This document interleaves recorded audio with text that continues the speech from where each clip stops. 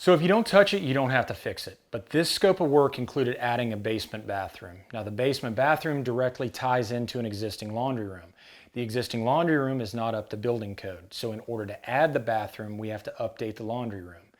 Now the bathroom is actually below grade, which means it's below the sewer line going out to the street.